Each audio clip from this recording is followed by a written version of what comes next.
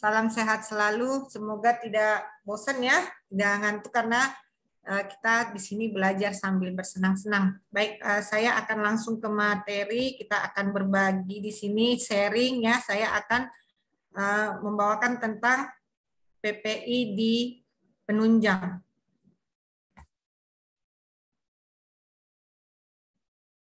Apakah materi saya sudah terlihat? Pak, sudah. Jelas, Bu. Baik, oke.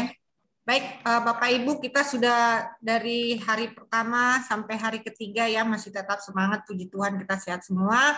Kita kemarin sudah masuk ke ke audit, ke surveillance, ke IKRA, kita masuk ke PPI di penunjang atau pencegahan dan pengendalian infeksi di penunjang. Ya, kita lihat bahwa di penunjang itu juga kita harus melakukan PPI ya. Jadi memang PPI ini nggak hanya di area pelayanan saja, tapi di penunjang juga perlu ya, penting sekali juga karena mereka juga harus melakukan memahami karena ada berhubungan kita dengan semua pasien. Jadi kira-kira penunjang itu apa saja? Yang di penunjang itu adalah CSSD ya, Central Supply Sterilisasi Departemen, laundry atau linen dan laundry, ada gizi, ada kamar jenazah. Nah, ini merupakan area penunjang di rumah sakit kita ya. Jadi misalnya kalaupun tidak ada instalasi kamar jenazah, pasti kamar jenazahnya itu ada untuk transit saja sebelum dibawa oleh keluarga untuk disemayamkan atau dimakamkan. Ya, tapi di sini saya tidak akan membahas satu persatu apa itu CSSD, apa itu laundry, apa itu gizi, tidak. Tapi saya di sini kita akan melihat di CSSD, di laundry, di gizi, di kamar jenazah ini kira-kira dari program besar PPI dari kewaspadaan standar atau itu apa yang harus kita lakukan. Ada 11 kewaspadaan standar. Nah, kalau di penunjang ini apakah semua itu diterapkan? Tentunya tidak ya. Nanti kita lihat apa saja yang harus kita lakukan PPI di area penunjang tersebut. Ini ada pengertian apa itu PPI penunjang, tujuan, fungsinya, ruang lingkupnya, penerapannya, dan kesimpulannya. Nah, pengertiannya ya, pencegahan dan pengendalian infeksi di unit penunjang ya, di penunjang itu adalah suatu upaya kegiatan untuk mencegah, meminimalkan kejadian infeksi pada pasien, petugas, pengunjung, dan masyarakat. Ya, jadi pasien, petugas, pengunjung, dan masyarakat yang ada di sekitar kita semua. Tentunya dengan meliputi pengkajian, perencanaan, pelaksanaan, dan evaluasi. Ya kan, tentu harus kita kaji apa yang perlu kita lakukan di sini. Setelah kita kaji, kita lakukan perencanaan. Apa kita ke depannya mau ngapain? Tindakan apa yang aku lakukan? Dan hasil tindakannya itu aku evaluasi lagi. Kita lakukan evaluasi lagi. Itu terkait dengan PPI di penunjang. Tujuannya yaitu untuk melindungi petugas, ya. Jadi nggak hanya petugas, tapi pasien, pengunjung, dan masyarakat di sekitar kita. Ya, jadi tujuannya untuk melindungi petugas, pasien, pengunjung, dan masyarakat sekitarnya dari paparan mikroorganisme. Jadi dari paparan mikroorganisme yang dapat menimbulkan infeksi dengan tentunya kita harus mempertimbangkan biaya yang efektif.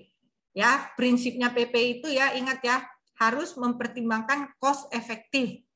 Karena kita tahu PPI untuk penunjang PPI dananya itu sangat luar biasa, apalagi di zaman pandemi sekarang ya, kebutuhan APD, hand sanitizer, dan hand soap itu untuk hand wash itu berlipat-lipat ya. Tadinya kita kebutuhannya mungkin hand rub-nya hanya 100 botol sebulan, sekarang bisa sampai 300. Atau masker bedah, tadinya satu ruangan hanya butuh 5 box dulu per bulan, sekarang sudah bisa 30 box per bulan. Nah, seperti itu. Jadi kita tetap harus mempertimbangkannya seperti itu. Nah, ruang lingkup daripada PPI di area penunjang ini adalah kita lihat daripada kewaspadaan isolasi yang di sana adalah kewaspadaan standar. Tidak ada kewaspadaan transmisi di area penunjang. Yang ada di sana adalah kewaspadaan standar. Kewaspadaan standar itu sendiri tidak semua juga ada di area penunjang atau di unit penunjang. Kira-kira apa saja? Ya, tentunya yang tidak ada di area atau di unit penunjang itu adalah terkait dengan penempatan pasien, praktek penyuntikan yang aman, dan praktek lumbal fungsi. Ya dong, nggak ada ya, nggak ada di gizi menempatkan pasien, nggak ada di CSSD menempatkan pasien, tidak ada di kamar jenazah menempatkan pasien. Ini harus jaraknya sekian, ini harus, tidak ada seperti itu. Ya, tidak ada cara penyuntikan yang aman di unit penunjang. Ya, tidak ada melakukan lumbal fungsi di unit penunjang. Jadi dari kewaspadaan standar itu ada 8 yang harus kita lakukan PPI-nya di unit penunjang. Kita lihat kebersihan tangan, ya, kebersihan tangan ini baik itu pelayanan, baik penunjang itu harus dilakukan, ya, karena kita tahu kebersihan tangan itu adalah merupakan daripada pilar utama dari PPI, ya. Jadi karena tidak mungkin kita tidak melakukan kebersihan tangan, ya, sampai ada hari peringatan kebersihan tangan, juga ada hari peringatan cuci tangan. Kalau kebersihan tangan ini tidak penting, ya. Jadi ini merupakan pilar, jadi baik dimanapun, tidak hanya di area penunjang, di area pelayanan, semua harus melakukan kebersihan tangan. Yang berikutnya, selain daripada kewaspadaan standar, di area penunjang juga kita harus melakukan diklat, harus ada juga diklat di sana. Ya, nanti kita lihat kira-kira apa yang harus kita lakukan. Ya, jadi diklat PPI juga tidak hanya untuk kita area-area pelayanan saja, hanya medis, tenaga medis, atau tenaga kesehatan lain. Tidak semua di penunjang itu kita harus lakukan juga diklatnya. Ya, jadi tidak hanya udahlah nggak usah, nggak penting itu, nggak perlulah orang gizi itu ikut PPI, mana mengerti mereka, nggak perlu itu. Kayak itu tidak ya, tidak. Jadi mereka juga perlu diklat, tidak hanya yang di area pelayanan. Kita lihat salah satu-satu, kebersihan tangan, ya. Kebersihan tangan ini salah satu media transmisi mikroorganisme, ya kan, kita sepakat lah ya, karena memang seperti dikatakan oleh Ibu Kosti silent killer ya, jadi tangan kita ini seperti pistol, ya kan, jadi kuman atau mikroorganisme yang nempel di tangan kita ini adalah pelurunya, jadi dia seperti pembunuh darah dingin, makanya tangan kita ini merupakan media transmisi mikroorganisme. Ya, jadi apa itu kebersihan tangan? Tentunya menggosok tangan dengan cairan berbasis alkohol jika tangan tidak tampak kotor, atau mencuci tangan dengan sabun ataupun antiseptik di air mengalir jika tangan kita tampak kotor, sehingga tangan kita ini aman digunakan. Jadi lakukanlah kebersihan tangan dengan tenar, tepat dan benar, tidak asal cuci tangan, tidak cuci tangan kalau seperti mau makan ya, yang dikobokan, nah tidak seperti itu. Dimanapun ya, kapanpun kita harus melakukan kebersihan tangan dengan tenar. Baik itu kalau kita makan di mall, ada wastafel, kita lakukanlah. Jangan asal basah saja, jangan asal gosok-gosok saja. Kita lihat di sela-sela jari kita seperti di gambar ini.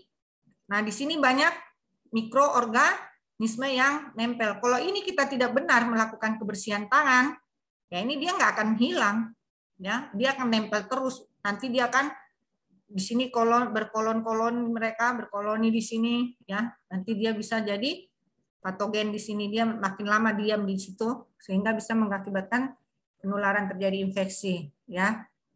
Tadi seperti saya sudah katakan, kebersihan tangan itu merupakan pilar utama dalam PPI. Nah, kapan kita melakukan kebersihan tangan? Ingat ya, indikasi kebersihan tangan ya di area penunjang jangan dilakukan audit kebersihan tangan 5 momen. Ya, jangan sekali-sekali melihat 5 momen di area penunjang. Kecuali memang ada dia menyentuh darah atau cairan tubuh, misalnya di laundry seperti itu ya, bisa kita lihat dia. Atau mungkin di pada saat mau otopsi jenazah, ya kan masih kadang kalau otopsi di situ kan masih ada kadang ada darah atau cairan tubuh. Nah, seperti itu. Nah, kapan kita melakukan kebersihan tangan? Indikasinya apa saja? Ya.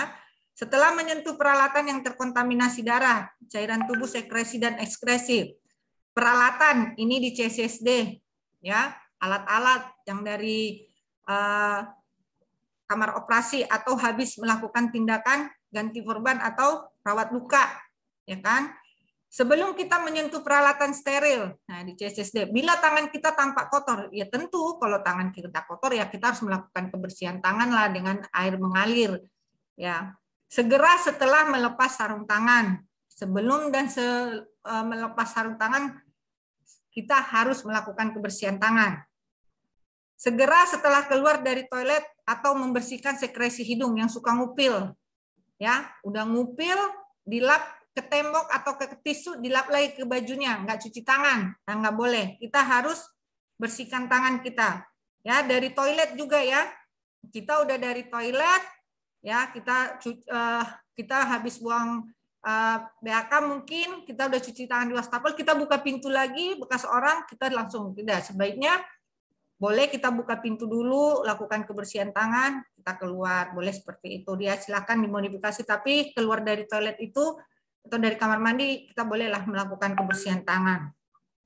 Ya, sebelum dan setelah menyiapkan dan mengkonsumsi makanan. Nah, di gizi, ya, sebelum mengelola makanan atau sebelum membersihkan atau menyiapkan makanan, ya, kita harus melakukan kebersihan tangan.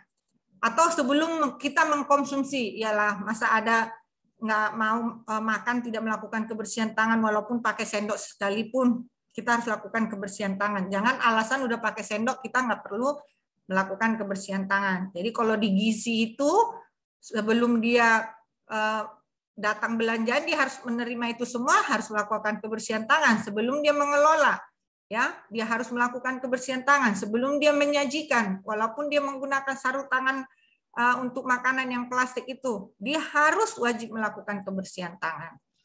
Setelah menyentuh jenazah dan setelah memandikan jenazah, ini di kamar jenazah, ya kan? Jangan kita pikir jenazah itu enggak ini, udahlah, udah dibersihin, udah ini enggak perlu kita melakukan kebersihan tangan, harus ya.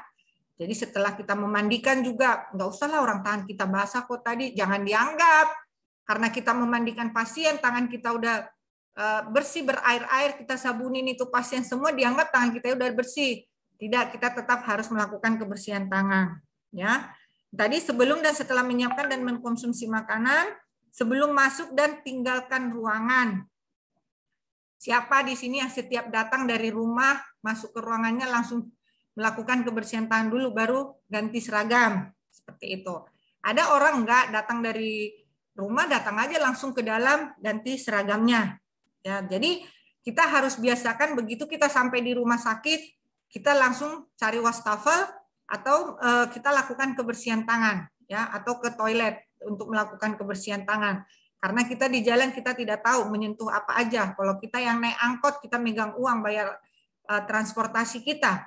Kalau kita bawa mobil sendiri, kendaraan sendiri, kita buka pintu, kita megang setir, ya, seperti itu. Nah, kalau mau pulang pun kita udah selesai rapi-rapi semua. Sebelum kita meninggalkan ruangan kita lakukan kebersihan tangan. Jadi seperti itu ya. Jadi sebenarnya apapun yang kita lakukan sebelum dan sesudah kita harus melakukan kebersihan tangan. Tidak harus disuruh-suruh seperti itu.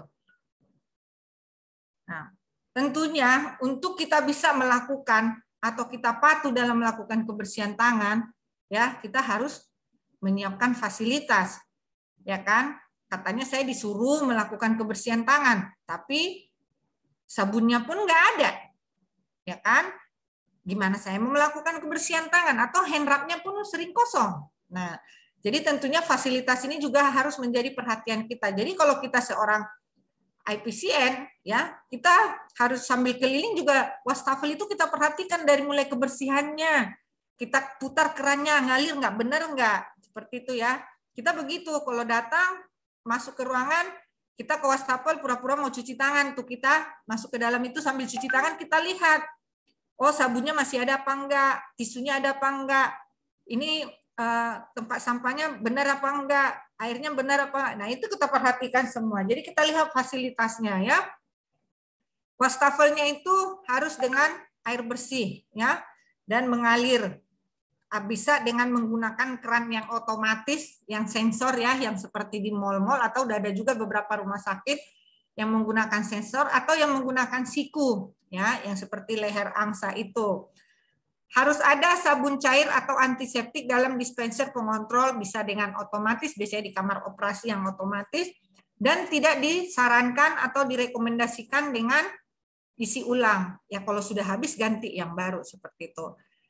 Harus ada juga pengering tangan, baik itu berbahan kertas. Kalau kita tidak menggunakan yang berbahan kertas atau tisu, ya kita menggunakan kain bersih sekali pakai, lap tangan. Yang digantung itu tidak boleh untuk rame-rame, udah sampai basah banget. Kalau mau, ya satu orang setiap habis melakukan kebersihan tangan, cuci tangan dia, ya harus ditaruh di kontainer yang kotor untuk dilakukan pembersihan ke laundry. Ya, kita lihat lebih boros di mana, ya kan? Dengan menggunakan kain sekali pakai atau dengan tisu. Nah, ini perlu kita pertimbangkan juga. Tapi kita tidak mengatakan harus dengan berbahan kertas atau tisu. Bisa juga dengan yang mungkin di daerah yang sulit menggunakan mendatangkan tisu, ya kita dengan menggunakan kain bersih lap tangan sekali pakai seperti itu. Dan memiliki kontainer atau tempat sampah untuk pembuangan tisu atau kertas kain tadi, dan harus ada juga kontainer untuk tempat bekas lap tangan tadi yang kita membersihkan, mengeringkan tangan kita dengan kain sekali pakai itu. Nah, jadi ini harus kita lihat ya, di sini ada tisunya, ya kan? Ada sabunnya, ini kerannya yang siku ya. Ini dia tempat tisunya. Jadi ini harus ada. Nggak ada gunanya kita melakukan kebersihan tangan kalau tidak ada pengeringnya. Ya. Jadi teknik kita melakukan kebersihan tangan ini ialah ingat, sebelum melakukan kebersihan tangan, semua aksesoris yang ada di tangan kita, termasuk cincin kawin, ya, termasuk cincin kawin itu kita lepas. Karena apa? Sudah ada penelitian yang mengatakan pada saat kita membersihkan tangan kita ada dengan cincin atau aksesoris di tangan kita, bahwa di sela-selanya itu tidak bisa dibersihkan. Ya, jadi lepaskan. Sebenarnya tidak boleh menggunakan aksesoris. Kalau di tempat kami itu tidak boleh menggunakan aksesoris pada saat melakukan tindakan atau bekerja. Jadi dia hanya kalaupun jam tangan kita suruh dikantongin, ya, atau dia beli jam tangan yang bisa dikancing di bajunya seperti itu, dan cincin, gelang tidak boleh. Biasanya kalau kita ketemu, kita ingatkan suruh dilepas, besok ketemu lagi biasanya langsung kami ambil, nanti diambil di kantor PPI kalau sudah pulang. Kita selalu bilang begitu. Kalau besok kamu masih pakai, besok saya ambil, kamu pas pulang kerja ambil ke PPI. Akhirnya dari situ kebiasaan, jadi tidak ada lagi yang menggunakan. Jadi kalau cincin kawinnya ya dilepas mereka dulu pada saat mereka bertugas. Ya, jadi ingat, sebelum melakukan kebersihan tangan, semua aksesoris yang ada di tangan kita itu harus kita lepaskan.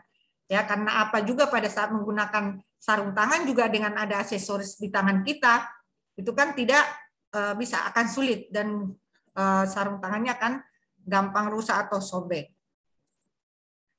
Nah, ini mungkin Bapak Ibu sudah paham ya, how to hand rub, bagaimana melakukan kebersihan tangan dengan hand rub, waktunya 20-30 detik. Ini rata-rata Bapak Ibu semua sudah ikut PPI dasar mungkin dan sudah melakukan ini di tempat masing-masing. Kita tidak akan mengulang lagi praktekkan di sini ya. Cuman kita paham hand wash juga waktunya 40-60 detik. Kemarin ada pertanyaan teman-teman, katanya ada 8 gerakan, saya juga kurang paham yang dimaksud dengan 8 gerakan.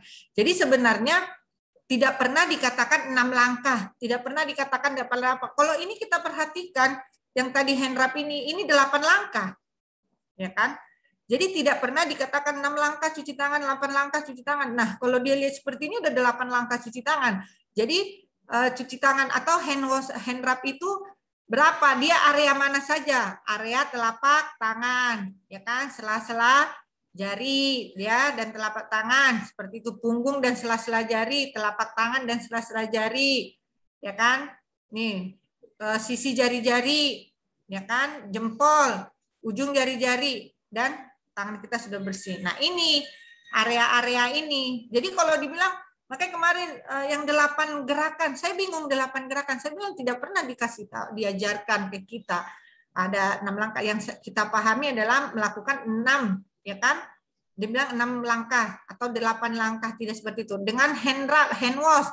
Hand wash-nya diulang lagi jadi 12 langkah, tidak ya. Hand wash. Nah, jadi 12 langkah tidak. Kenapa? Lebih lama hand wash, mungkin kita lihat secara ini kita pada saat melakukan bilas ya, kita saat melakukan pembilasan itu kita mengulang lagi gerakannya. Memang kalau ditanya di mana tertulis itu bahwa diulangi lagi gerakannya, ya memang secara tertulis tidak ada, tetapi secara tersirat ada. Coba Bapak Ibu, dokter, teman-teman semua nanti melakukan hand wash di rumah atau sebelum pulang nanti dari kantor atau dari rumah sakit. Coba lakukan kebersihan tangan dengan menggunakan sabun, tetapi dibilasnya tidak mengulangi gerakannya lagi. Terasa bersih, kesat atau tidak? Bisa nanti Bapak Ibu, dokter, teman-teman semua bandingkan. Jadi kalau kita tidak melakukan bilas yang di sela-sela jari ini, saya sering praktekkan, tidak akan bisa lepas sabunnya itu seperti itu. Jadi itu ya kenapa dia lebih lama kita mengulangi lagi gerakannya itu. Jadi bukan 8 kali digerak-gerakin tangannya, tidak. Jadi kita lakukan pada saat kita bilas, kita ulangi lagi di air mengalir tersebut. Pengering tangan, ya. Mengeringkan tangan ini setelah mencuci tangan adalah satu hal yang sangat penting. Tadi saya sudah jelaskan ya di awal, sudah bahwa tidak ada gunanya kita melakukan kebersihan tangan bila tangan kita ini tidak dikeringkan, apalagi dengan menggunakan handuk atau lap tangan yang sudah terkontaminasi tadi, yang digantung-gantung itu ya, rame-rame dia. Siapa yang duluan, habis itu yang belakangan udah basah sekali. Nah, itu tidak ada gunanya kita melakukan kebersihan tangan. Di handuk sendiri sudah lembab, mungkin sudah berbagai macam atau beribu-ribu mikroorganisme di sana. Kita ngelap lagi ya, mereka udah tertawa, haha, datang lagi dia ngelap tangannya, ya tangannya udah bisa lagi mentransmisikan kita nanti ke orang lain, seperti itu. Jadi kita mengeringkan tangan sebaiknya dengan handuk kertas atau hand towel tadi atau tisu, ataupun dengan handuk sekali pakai. Makanya tadi saya lihat, kita bilang harus pertimbangkan. Kita lihat mana lebih efektif, mana lebih cost-nya lebih efektif, dengan lap tangan sekali pakai atau dengan menggunakan tisu sekali pakai, seperti itu. Ya, jadi ini harus benar-benar kita lihat. Jadi kalau kita mengeringkan tangan dengan menggunakan handuk yang sudah terkontaminasi, yang nggak ada gunanya. Seperti itu ya. Handuk kertas harus tetap dalam kondisi bersih, tidak terkontaminasi. Dan penyimpanan handuk kertas di tempat yang kering dan tertutup, atau bila di lemari. Nah, tadi kan ada yang di wastafel itu tempat tertutup. Nanti kita tinggal ambil dari bawah.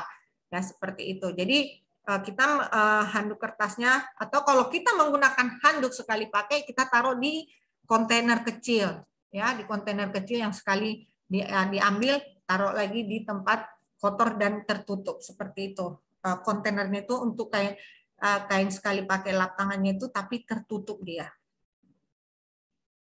Itu untuk kebersihan tangan. Berikutnya kita masuk kepada APD, ya. Penggunaan APD. Apa itu APD? APD atau alat pelindung diri adalah pakaian khusus atau peralatan yang dipakai petugas untuk memproteksi diri dari bahaya fisikal, kimikal, biologis, atau bahan infeksius. Nah, ini menurut si OSHA ya. Tujuannya apa? Tentunya untuk melindungi kulit dan membran mukosa tubuh dari paparan darah, cairan tubuh, sekresi, dan ekskresi, hingga meningkatkan keamanan petugas, pasien, pengunjung, dan masyarakat. Jadi ingat, ya, APD itu kita gunakan juga harus sesuai dengan kebutuhan. Walaupun di masa pandemi ini tidak jadi juga kita semua ruangan harus pakai gaun. Yang tidak merawat COVID semua bergaun-gaun, di poli non-COVID juga pakai gaun semua, pakai sarung tangan semua, tidak. Kita harus tetap kembali kepada apa tujuan kita menggunakan APD itu, ya seperti itu. Tapi kalau masker memang sudah kewajiban, dan mungkin nanti suatu saat, ya walaupun pandemi ini berakhir, penggunaan masker ini nanti sudah akan menjadi kebiasaan kita, budaya. Jadi kalau kita mungkin keluar rumah, Kalau tidak menggunakan masker, waduh, sepertinya ada yang kurang. Kalau saya memang karena transportasi saya adalah umum menggunakan kereta api, sebelum pandemi pun saya selalu menggunakan masker kalau keluar rumah. Ya, naik motor pun saya selalu menggunakan masker seperti itu. Jadi nanti pada saat pandemi berakhir pun mungkin ini nanti akan menjadi kebiasaan kita ini masker. Kalau nggak pakai sepertinya ada yang hilang seperti itu ya. Jadi kita harus tetap tujuannya apa itu penggunaan APD. Jangan kita menggunakan APD-nya itu karena ketakutan, ya. Tapi kita harus jelas-jelas apa tujuannya kita menggunakan APD itu, seperti itu. Nah, jenis APD itu apa saja, ya kan? Sepatu untuk melindungi kaki, gaun lengan panjang melindungi lengan dan baju, masker melindungi membran mukosa mulut dan hidung. Googles atau dan face shield melindungi mata dan wajah. Jadi Googles itu untuk melindungi mata, ya. Googles untuk melindungi mata. Nah ini di CSSD, kita lihat ya, dia pakai masker bedah. Sarung tangannya sarung tangan rumah tangga, dia menggunakan gaun lengan panjang, dia menggunakan topi. Ini dia pakai Googles, ya kan. Nah tidak ada di CSSD menggunakan N95, ya seperti itu. Nah ini di gizi nih. Nah, di gizi mereka pakai celemek. Ya, kalau dia pengolah di sini nggak perlu dia pakai sarung tangan, tapi kalau di penyaji dia menggunakan sarung tangan yang plastik, pakai topi, pakai masker. Yang Google nggak, karena dia masak ya seperti itu. Jadi kita juga tidak apa yang ada di materi apa yang ini kita harus terapkan semua. Oh ya nanti kalau aku masak di gizi nanti kecipratan, aku pakai tidak seperti itu. Ya, jadi Googles itu melindungi mata, ya face shield itu melindungi wajah kita. Jadi boleh kita gunakan face shield barengan dengan masker atau face shield dengan kacamata dengan Googles, atau kalau kita sudah pakai kacamata nggak usah, atau hanya kacamata saja boleh seperti itu ya, karena tidak ini juga masker kita ini kan sudah sampai menutup ke area wajah juga seperti itu. Topi melindungi rambut kepala kita ya. Sarung tangan melindungi tangan kita. Ini di kamar jenazah ya. Ini dia waktu mau melakukan otopsi jenazah bukan di kamar jenazah, di ICU, pasien meninggal mau diotopsi. Dia APD-nya seperti ini. Nah, ini dia di laundry seperti itu ya. Jadi APD-nya juga sini nggak ada hazmat ya. Jadi ini kita lihat mereka di laundry, dia pakai sepatu boot nih. Pakai sarung tangan rumah tangga, pakai celemek, pakai topi, pakai masker. Nah, itu dia APD-nya. Nah, kita lihat itu tadi terkait dengan APD di area penunjang. Bagaimana dengan pengendalian lingkungannya? Ya, kalau pengendalian lingkungan kita harus lihat juga kualitasnya dari udaranya bagaimana. Udara kita harus memiliki ventilasi yang cukup, pertukaran udara 6 kali per jam. Ya, minimal 6 kali per jam. Ya, suhunya 21 sampai 30 derajat Celcius, kelembapannya 40 sampai 60%. Nah, ini tekanannya tekanan normal. Mohon maaf ya. Tidak ketik dia. Jadi tekanannya itu tekanan biasa dia, seimbang. Ini untuk airnya, kondisi air di penunjang itu harus airnya bersih. Harus memenuhi syarat air minum, ya. Baik itu di kamar jenazah, baik itu di gizi, baik itu di laundry, baik itu di CSSD, kondisi air harus bersih, harus ada fasilitas kamar mandi. Pemeriksaan air untuk parameter kimia dilakukan setiap 6 bulan, ya. Dan untuk parameter biologisnya setiap 1 bulan. 1 bulan sekali biasanya ini dilakukan di HD untuk melihat kualitas biologi atau toksin di RO-nya, ya. Yang berikutnya, air itu harus terhindar dari kontaminasi air atau sumber airnya. Jadi air itu juga dari sumbernya di mana nih sumbernya kita. Jangan kita kontaminasi di dekat saluran got lagi nanti situ pembuangan limbah. Itu harus kita perhatikan. Jadi dari sumbernya itu jangan sampai terkontaminasi dia. Ini untuk air. Jadi di penunjang itu kita harus perhatikan bagaimana dengan kondisi airnya. Apakah harus memenuhi syarat air minum itu di gizi seperti itu. Di kamar jenazah juga memandikan kan harus air bersih juga. Di CSSD juga harus bersih. Ya, di laundry juga harus bersih. Nah, bagaimana dengan sarana dan bangunannya? Sarana dan bangunan, ya, dia harus dindingnya itu permukaannya rata, kuat dan kedap air. Dia harus berwarna terang dan catnya itu kalau kita lap, kita bersihkan tidak luntur, ya, dan mudah dibersihkan. Tentunya dengan tingginya dari lantai ke atas itu 2,7 meter. Ya, ini ada ya di PMK 7 tahun 2019. Nanti teman-teman Bapak Ibu dokter semua boleh baca kalau memang mau lihat regulasinya. Atap dan langit-langit itu harus kuat, terang dan tidak bocor, dan harus bebas dari serangga pengganggu. Makanya sekarang untuk kuda-kuda atau atap yang kita itu seperti kalau dulu kosen-kosennya tidak boleh lagi dari kayu, ya. Rata-rata semua sekarang udah dari stainless ataupun dari aluminium, ya, seperti itu, atau baja ringan. Ya, udah seperti itu. Nah, pintunya juga harus kuat, tinggi, cukup lebar, dan dapat mencegah masuknya serangga ataupun tikus. Harus ada tempat cuci tangan. Pembuangan air limbah dari toilet dan kamar mandi harus dilengkapi dengan penahan bau atau water seal. Dan harus ada kamar mandi juga. Ya, jadi di sarananya juga kamar mandi itu merupakan fasilitas yang sangat diperlukan. Kentang dengan vektor dan binatang, ya. Jadi di area lingkungan itu di penunjang, khususnya di gizi, ya, di gizi tidak boleh ada kecoa, ya.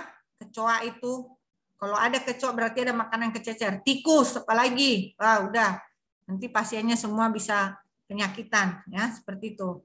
Ya, gudang makanan, nah itu kita harus bebaskan semua. Dan tidak ada tanda-tanda keberadaan tikus dan tidak ditemukan lalat dalam bangunan tertutup, ya, seperti itu. Jadi vektor dan binatang ini juga perlu kita kendalikan. Nah, ini dia. Jadi tadi yang pertama kebersihan tangan, kedua APD, ketiga pengendalian lingkungan. Yang keempat tentunya kita dengan dekontaminasi atau pemrosesan alat. Jadi semua yang alat kita gunakan, apa yang kita lakukan menggunakan alat ataupun peralatan, kita harus lakukan pembersihan, ya, segera dilakukan pembersihan, lakukan dekontaminasi pada seluruh alat, dibersihkan semua. Semua habis pakai, alat-alat yang habis kita gunakan harus didekontaminasi, ya, dibersihkan semua agar kita bisa gunakan kembali, ya. Jadi kalau kita sudah gunakan, kita cuci, kita bersihkan, kan dapat digunakan kembali, seperti itu, ya. Ini seperti di gizi. Nah, ini dia udah bersih setelah digunakan, sudah bersih tadi. Ini di kamar jenazah, ini pemandian kamar jenazah, ini di gizi, seperti itu. Nah, bagaimana dengan pengelolaan limbahnya, ya? Limbah di limbah di CSSD, kamar jenazah dan di laundry itu, ya, dia ada 3 sistem kontainernya. Ya, jadi ada limbah infeksius, non-infeksius, dan benda tajam. Loh, kok di laundry ada benda tajam? Ya, kalau di tempat saya memang saya siapkan. Karena apa? Ya kan? Karena sering kita temukan, ya, di spraynya mungkin atau perawat kita mungkin pada saat mereka mau memberikan suntikan dibukanya, ditaruh aja. Jadi kadang juga atau bekas ampulan, kadang teman-teman di linen itu laundry suka bilang, ketemu lagi nih suster Linu nih, udah berapa kali nih ruangan ini nih, ada lagi nih, seperti itu, ya. Ada bahkan juga pernah katanya sampai pinset, ya, operasi seperti itu, keikut, nah kayak gitu-gitu kan. Nah, limbah infeksius dan non infeksius, ya, dari situ semua kontainer limbah infeksius dan non-infeksius itu harus tertutup dan dia harus bukanya model pedal, diinjek. Tidak ada lagi yang model swing, ya. Sudah tidak rekomendasi yang model swing. Di kantor-kantor aja kita lakukan yang model pedal, injek. Seperti itu. Tidak yang model swing lagi yang masukin, ya. Kontainernya itu usahakan harus tetap bersih. Jadi kita setiap pembuangan limbah pagi dan sore ada jamnya. Kalau di tempat kami, SPO kami 3 kali pembuangan limbah dari ruangan. Jam 6 pagi, jam 2 siang, dan jam 6 sore. Nah itu nanti mereka setelah buang itu harus dibersihkan kontainernya, baru digunakan lagi. Ya, Segera buang limbah yang dihasilkan ke tempat pembuangan limbah sesuai dengan kebijakan dan SPO. Ya kan, sesuai dengan SPO kita. Di SPO kami 3 kali pembuangan limbah, ya, limbah 3 perapat penuh harus dibuang, ditempatkan di tempat pembuangan sementara di dalam ruangan tertutup, lengkap dengan exhaust, ada pencahayaannya cukup, ada wastafel, ada seperti itu. Ya, jadi kita buat. Pertahankan tempat limbah tidak lebih mencapai 3 perapat penuh sudah dibuang ya tadi ya. Jadi belum pun 3 perapat, kalau memang sudah mau penuh silahkan dibuang. Pertahankan kebersihan kontainer sampah senantiasa agar tetap bersih. Kalau limbah di gizi, ini pernah ya, mohon maaf, pernah ada surveyor juga datang ya, ada teman-teman kita mengatakan, kenapa di gizi tidak ada limbah infeksius? Ya nggak ada lah di limbah infeksius, ya kan? Semua limbah yang ada di unit gizi adalah limbah non-infeksius. Ya, limbah cair langsung dialirkan ke saluran IPAL. Limbah diangkut setiap hari atau setiap selesai di kegiatan di unit gizi. Tempat sampah harus selalu tertutup dan rapat dari serangga dan tikus. Jangan sampai diacak-acak, apalagi kucing. Ya, di tempat kami masih banyak kucing. Itu tiap hari kita angkutin. Karena apa? Area rumah sakit kami dekat dengan area lingkungan masyarakat. Terus banyak got juga di belakang rumah sakit kami, seperti itu. Jadi kita memang agak ekstra di sana tiap hari dengan pest control kita menangkapin kucing. Entah dari mana itu kucing-kucing seperti itu ya. Jadi tempat sampahnya juga harus sistem ada injakan dan injakan kaki atau pedal seperti ini ya. Jadi baik di gizi atau di unit penunjang CSSD, di kamar jenazah, laundry juga tempat sampahnya dengan menggunakan pedal seperti itu ya. Jangan yang model swing-swing lagi. Kalau model swing pada saat kita melakukan membuang limbah itu tangan kita udah terkontaminasi lagi nanti. Walaupun memang kita setiap membuang limbah harus melakukan kebersihan tangan, dan kadang juga saat kita membuang ke swing itu, kalau kita membuang darah bekas darah atau perban, kalau yang tempat infeksius ataupun makanan, dia suka nempel di tutup swingnya itu ya, seperti itu. Jadi membuang limbah pada tempatnya sesuai jenis limbahnya, buanglah limbahnya sesuai jenisnya. Kalau dia infeksius ke infeksius, kalau dia non infeksius ke non infeksius. Kalau dia benda tajam, keluar benda tajam. Kantong boleh dibawa setelah bersih 20/3 bagian dari kantong plastik. Petugas yang menangani harus memakai APD. Maaf ya, ini potong lagi. Harus menggunakan APD. Ya, jadi lengkap. Kalau petugas yang menangani itu, yang membuang limbah itu, kita latih dulu dia. Kita latih. Jadi tidak sembarangan. Jangan nanti dia tuang-tuang limbahnya seperti itu. Tidak ya. Jadi plastiknya yang langsung diikat, langsung dibawa ke wheel bin, disimpan di tempat pembuangan limbah sementara sebelum diangkut untuk dimusnahkan. Penanganan linen ya. Linen ada juga ya. Jadi linen ini adalah bahan atau kain yang digunakan di rumah sakit untuk kebutuhan, yaitu membungkus kasur ya, spray, bantal, guling, selimut, baju petugas, baju pasien, dan alat instrumen steril lainnya. Jadi linen ini juga kita perlakukan. Di linen ada di laundry, ya, di CSSD untuk linen steril yang disterilkan. Ya, kalau di kamar jenazah ada juga kan dibutuhkan linen, ya kan? Nah, linen ini ada 3 jenisnya. Ada linen kotor, ada linen bersih, ada linen steril. Kita lihat apa yang dimaksud dengan linen kotor, yaitu linen yang sudah dipakai tanpa noda, darah, cairan tubuh, sekresi dan ekskresi. Misalnya kayak kita lah tidur di rumah sakit, kita hanya mungkin demam biasa ya, yang tidak ini masih bisa kita merawat hanya untuk butuh istirahat misalnya untuk terapi gitu. Jadi tidak ada darah, tidak ada noda, tapi kita menggunakan, ya kan? Itu besok itu sudah kotor, sudah harus diganti. Nah, seperti itu. Dia tanpa darah itu sudah dianggap kotor. Ya sama kayak spray kita di rumah kan? Kan ada penggantian spray kita di rumah kan? Ada yang mungkin setiap sekali seminggu gitu kan, setiap hari Sabtu saya bongkar rumah saya, semua spray, handuk, semua saya turunin, ya seperti itu. Itu kan Kalau dipikir-pikir kan dibuat tidur doang kok kotor. Nah, itu kita anggap sudah kotor juga. Nah, seperti itu. Linen bersih, linen yang sudah dilakukan pemrosesan, pencucian dan siap pakai, ya.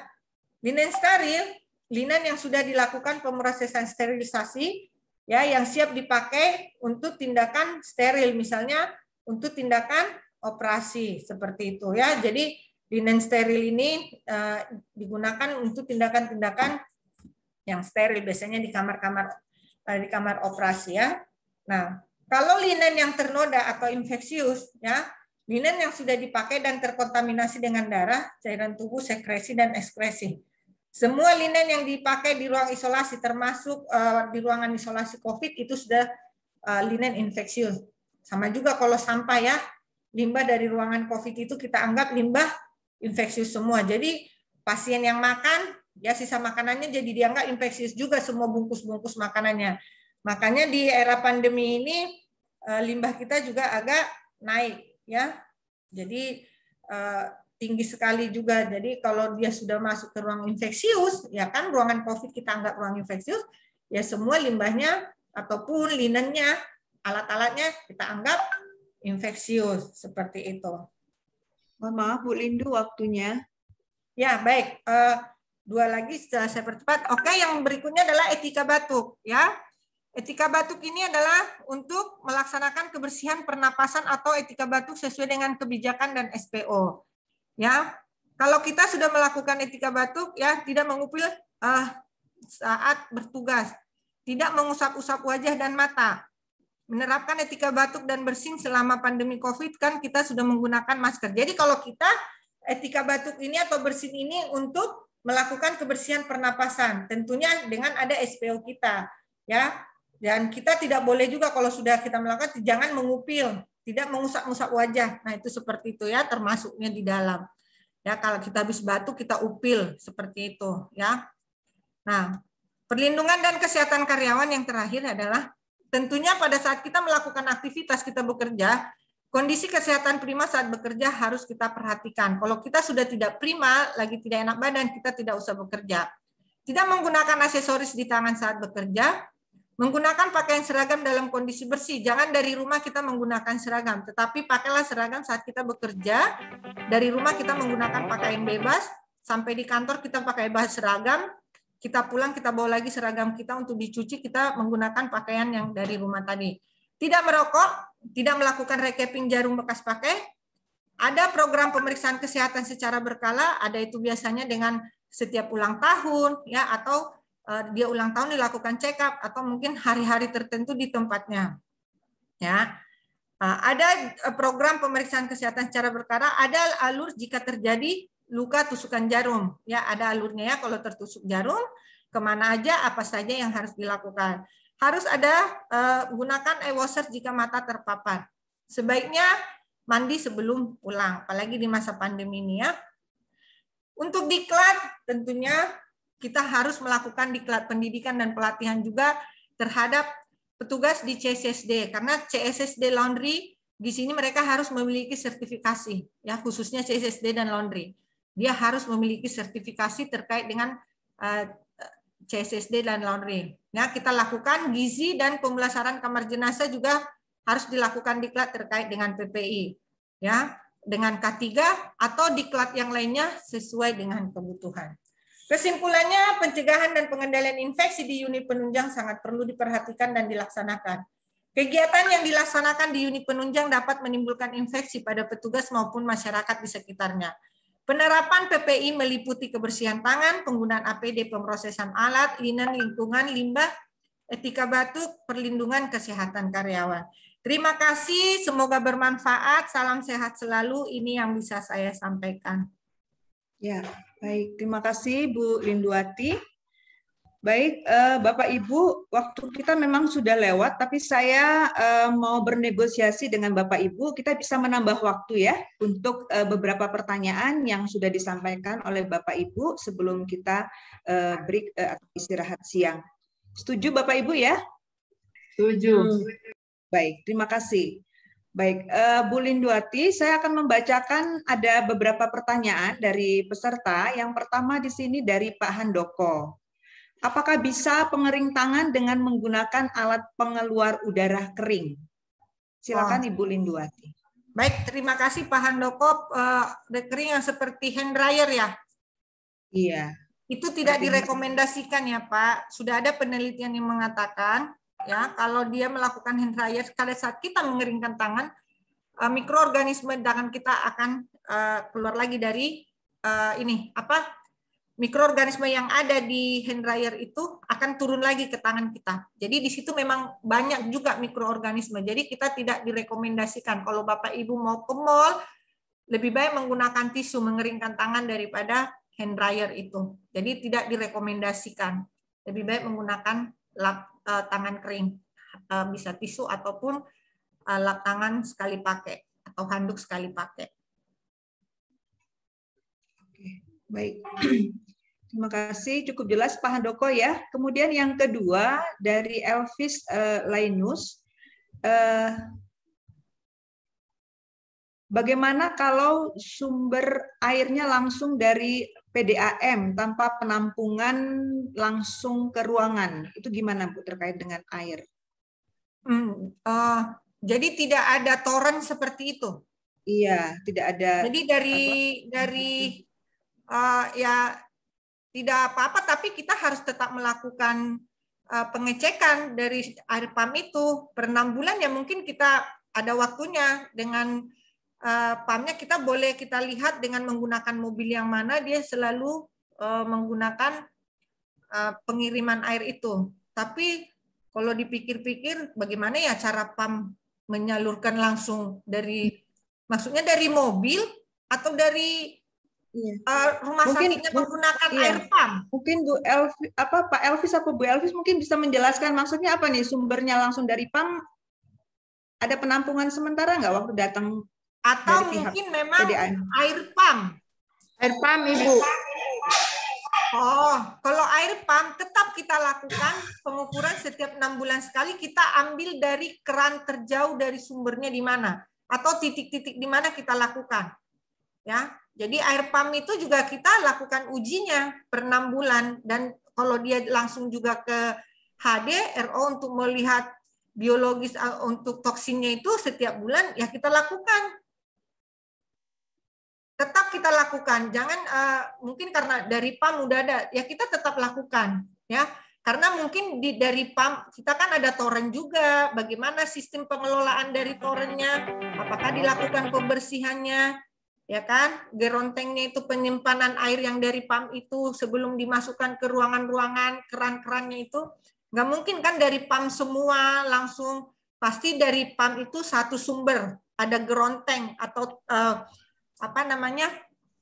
tangki lah ya atau toren seperti itu pasti di situ kan baru nanti dari toren itu disalurkan ke seunit-unit seperti itu. Nah itu kita cek dari situ ya. Jadi kalau buat jadwal kalau di tempat kami geronteng penambahan kami juga menggunakan air pump ya untuk geronteng kami menggunakan air pump sekali 3 bulan kami kuras. Tuh kami kuras sekali 3 bulan. Gerontengnya itu kita kuras setiap 3 bulan sekali. Itu ada jadwalnya oleh petugas Kesling dan IPCRS kami. Seperti itu. Nah itu tetap kita lakukan. Setiap bulan itu kita lakukan pemeriksaan dan 6 bulan untuk air minumnya. Sama, tetap. Walaupun kita bukan sumber air dari tanah. Itu tetap kita lakukan. Baik, terima kasih Bu Lindu. Sudah jelas ya Bu Elvis. Kemudian dari Bu Ruth Raulina, izin bertanya, bagaimana pengelolaan limbah makanan untuk di ruang isolasi COVID? Silakan Ibu. Baik, tadi kita sudah sepakat, ya. Jadi makanan sisa-sisa makanan itu, ya, yang dari pasien COVID itu kita anggap juga infeksius semua. Jadi semua yang ada dari ruangan isolasi itu kita sudah anggap infeksius. Makanya kan tadi saya jelaskan bahwa ini kita tinggi sekali ya angka limbah kita itu naik ya karena semua bungkus nasi, tempat gelas aqua ya kan itu semua jadi apa yang bekasnya si pasien COVID ini yang tidak terkontaminasi cairan tubuh itu sudah jadi infeksi, termasuk limbah makanannya. Jadi semua dikelola itu dianggap infeksius semua. Oke. Jadi bagaimana pengelolaannya itu gimana, Bu? Pengelolaannya tetap dilakukan, dia limbah infeksius dan dimusnahkan nanti bareng-bareng dengan limbah infeksius lainnya. Oke, baik. Terima kasih. Kemudian ini Bu, dari Junianti, bagaimana monitoring linen laundry kalau pakai outsourcing? Oke, baik. Terima kasih Bu Junita. Kita dari limbah outsourcing. Ya, kita lakukan monitoringnya. Monitoring apa? Kita melakukan kunjungan ke laundrynya 2 kali setahun minimal. Kita lakukan evaluasi. Bagaimana dari mulai, jadi kita lakukan seperti audit. Ya, kita kasih standarnya kepada mereka. Apakah dia memiliki mesin pencuci khusus infeksius? Ya, bagaimana? Apakah dipisahkan ruang infeksius? Pakai linen infeksius dan non infeksius. Apakah sistemnya dia FIFO? Bagaimana pengelipatannya? Ya, kita lihat semua standar yang ada di manajemen linen itu dilakukan nggak sama mereka. Kita lakukan itu 2 kali setahun. Nah, linen yang datang ke kita yang tiap hari itu kita cek dari baunya gimana, ya kan? Baunya gimana? Apakah masih ada noda atau masih lembab? Itu orang linen yang melakukan pengecekan. Tapi kalau kita dari PPI untuk outsourcing, kita lakukan 2 kali setahun minimal kita kunjungan. Seperti itu. Untuk melihat apakah benar-benar linen kita itu diperlakukan sesuai dengan standar yang sudah kita tetapkan. Seperti itu. Baik. Ini yang terakhir, Bu. Waktu kita juga sudah habis. Dari Ibu Marta, untuk tempat sampah atau limbah tisu kamar mandi yang berada di kamar mandi umum, itu berkaitan dengan kantong plastiknya, termasuk infeksius atau bukan? Kalau di ruangan atau kamar pasien kan sudah jelas dianggap infeksius. Terima kasih. Silakan Bu Lindu. Bisa Bu diulang? Mohon maaf. Jadi ini untuk tempat sampah. Ini kan dianggap sebagai limbah tisu kamar mandi yang berada di kamar mandi umum, itu berkaitan dengan kantong plastiknya, termasuk infeksius atau bukan. Kalau di ruangan pasien itu pasti sudah dianggap sebagai infeksius. Baik, terima kasih Ibu. Mohon maaf, kita kembali lagi. Limbah infeksius adalah limbah yang terkontaminasi dengan cairan dan darah, ya, cairan tubuh dan darah. Oke, sepakat ya? Kalau dia limbah non-infeksius yang tidak terkontaminasi dengan darah atau cairan tubuh. Kalau di toilet, mohon maaf nih, kalau di toilet tidak ada limbah infeksius. Kecuali dia tadi saya katakan dari ruangan yang infeksius, ruang isolasi. Itu semua kita anggap infeksius. Kalau di toilet umum tidak ada infeksius. Ya, jadi tidak usah disebutkan disiapkan limbah infeksius dan non infeksius di toilet umum. Di rumah sakit pun, di toilet kamar mandi pasien pun kita tidak siapkan. Kecuali kalau mungkin kita ajarin kalau dia mohon maaf lagi haid kan pasti dibersihkan. Ya kan? Dia bersihkan pembalutnya. Itu nanti dibungkus di plastik, masukkan ke sampah non infeksius seperti kita buang pampers.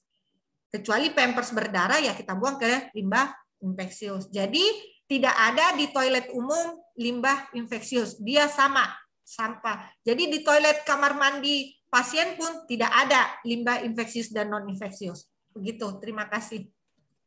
Ya, terima kasih. Jelas ya. Ya, ini tadi mungkin Ibu Juniati sudah dijelaskan. Tadi beliau menambahkan bahwa ini telusur ke pihak outsourcing. Jadi tadi sudah disampaikan juga sama Ibu Linduati bahwa pentingnya pemantauan ya ke pihak ketiga atau yang kita ajak kerjasama. Saya pikir cukup jelas betul. Tadi penjelasan Bu Linduati.